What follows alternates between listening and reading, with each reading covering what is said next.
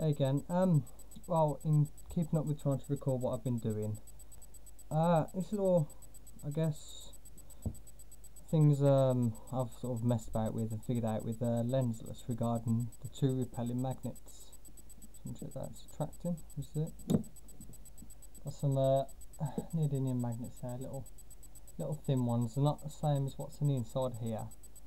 But they are of similar strength because of the size differences. One's longer, one's shorter but fatter and such. I just want to show that obviously I've got 3 of these little ones here and 2 repelling magnets. I'll show you. It's quite hard to cut out and build this wood, so as you can see I've got a centre bracket there, but that's for the rotor. Alright. I'm just trying to figure out the most efficient way of having the repelling magnets. You see there, pushes it away. Just like to show that with a lot of magnets, more, the stronger ones on the outside, let's say, the point at which it doesn't repel but it attracts because of the metal in the rotor generator, it does actually make a difference to make sure that you've got the right amounts.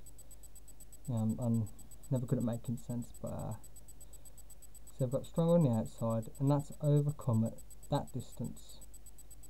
It feels repelling and then it attracts just there. And that's obviously enough space to, let's say, get the disrupting blade through the gap and to block the field, but it's not as strong as let's say a single magnet, which is over that.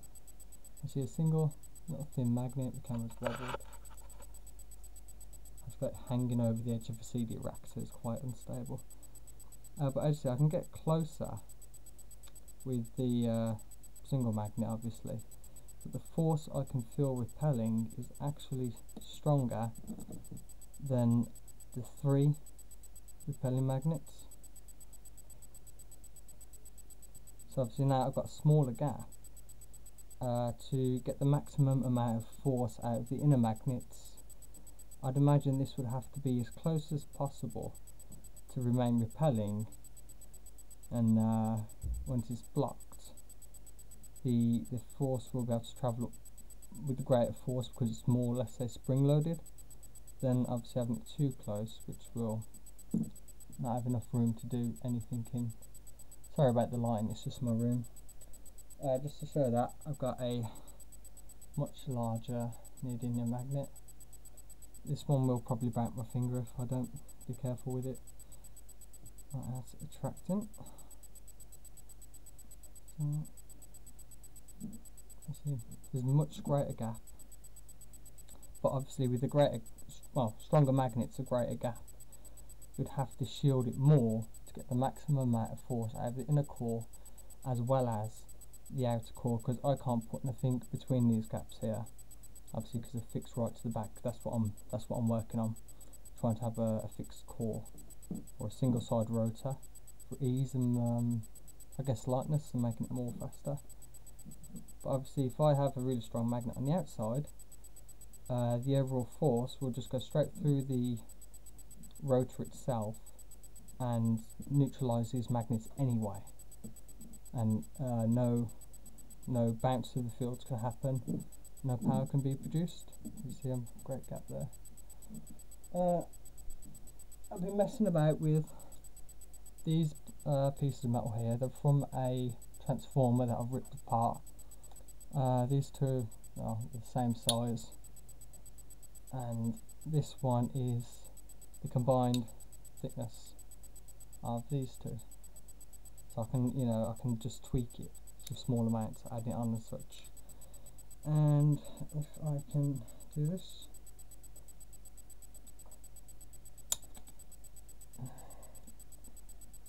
it's attracting. So obviously it attracts to the middle, which I don't want. So I'm just going to stick that straight to the back, so that as much magnetic field is still being absorbed into the metal. Obviously I'm trying to neutralize these fields and no, I'm not. I'm trying to neutralise this one so that these can have the maximum amount of force through without this being attracted to it, because that means if it's attracted, then the field is still going through.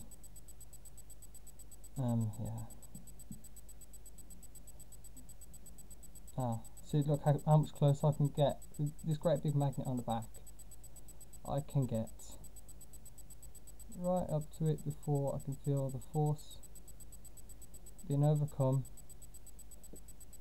Okay, very gentle amount. It's a great big magnet. It's neutralised to just a tiny little amount. There I can feel it repelling. So after stating that you'd need a magnetic shielding more or less this thick for a magnet of this strength, repelling a core of that size through, you know, that width of metal, which is only thin. I can show you there. That's the actual core of it. It's not a whole block. That's an actual core. I can pop that one off due to messing about with it. See, it's only a thin little thing. But it's just things to look into, to think about if you try lensless yourself, or for myself to think of out loud. If I put too much on there, oh, as you can see, it's just not wanting to know. That's what I call it, actually. See, and then because these are still two pieces of metal, there's still north fields in them. Just tweak that a little bit. They didn't want to stay together. Never works out. I'll get back into shot there. So I've got too much metal. I can feel the repelling force out here, but as you can see now, I can drag the whole stator off that. So the absorption is maximum from the middle to the outside. But there's going to be an air gap between these, obviously, because this will be spinning. This is part of the. This will be spinning around the circumference. So repelling here and attracting there. Each one's got to have an air gap, so I'd imagine it would be as close as possible for the full repelling field. No. Attraction to the middle. But in the lensless you want repulsion, so that's maximum attraction, but just a fraction out it repels. So really you are looking at anything from this size, no bigger, because I imagine at that point the field will be neutralised and the whole thing will just attract to the middle anyway, because obviously that's still a magnet. You want it just enough, thick enough to make the metal still repel, but at the point of being like right in front of it, it will attract, because then it will be meaning that it's pulling out the maximum amount of force from here to the middle. I mean, this is all, it's somebody else's work that I've seen that I don't fully understand. This is why I'm doing these little things, just to figure it out. And because not much of an explanation was given by well, Dan Quayle, I keep messing up there, about how the fields actually act. I know his blades do repel from the core, but is it the maximum amount of force that he can get from that generator? He was always running like small LEDs, and it's been a replication of his work and stating that you can't get much power from it. If not, I can't actually get a readable amount of power, although he's only using one core, so that might be expected. I've only got these small windings myself. There we are, because I'm trying to go for smaller, more compact, easy portable, easy usable designs. Yeah, it's just something to think about. I mean, if I can find where in the world I put those magnets. So a smaller one here, which I can already feel it acting on the field at the top here, as you can see that turning by itself. If I was to put like a great big block here, as it just attracts straight to the core, no ifs, no buts. That's obviously not what you want. You want it to always repel, but a maximum amount of force to be produced from the other side. I mean, even if this was the two big ring magnets, you still want the maximum amount of force from one side to travel to the other. Obviously that's too much there, so let's bring it down a size. That's attracting right from out here. Get rid of the big one. There, it's repelling. So it is something to think about how, well, what size magnet it's going to be using, how much magnetic absorption is going on in the middle, and how much of an air gap you got. Because you got to remember, this one is stuck straight to the back. It would be weaker through the blade if it weren't attached to the back. Not really showing how close it can get before it retracts. It's only thin though, so it's obviously got to be very fine amounts of measuring, or at least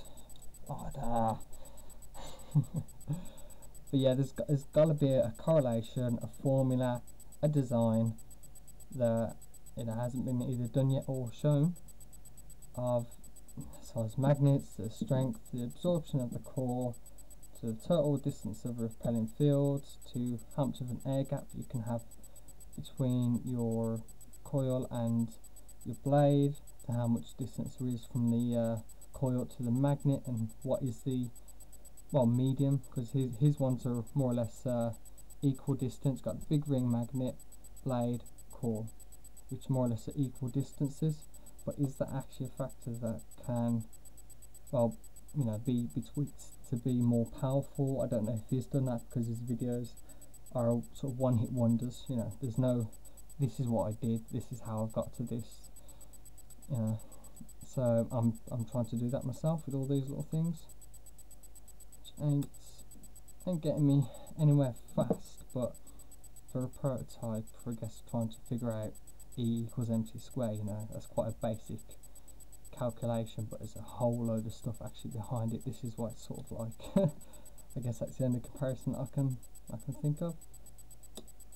But yeah, it's just something to think about if you're doing it yourself, or if you curious of why, where, how, who, and if and buts. But this is what I'm trying to figure out myself. I guess that's all I can really say for now, because it's just I'm just doing this because I've got nothing else to do at this point. But yeah, all repelling cores. I see that one can overcome 2. We've got that distance. That attracts. Making that down to 1. Still, there's more force with 1 than there is 2, because obviously the 2 magnets are pulling twice as hard to the metal core. And one's the spin, obviously.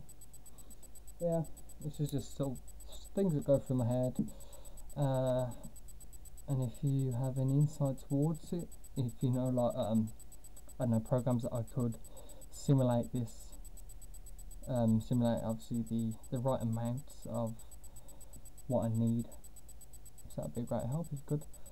If not, yeah, just me doing stuff, rambling. Right now, yeah, see you later.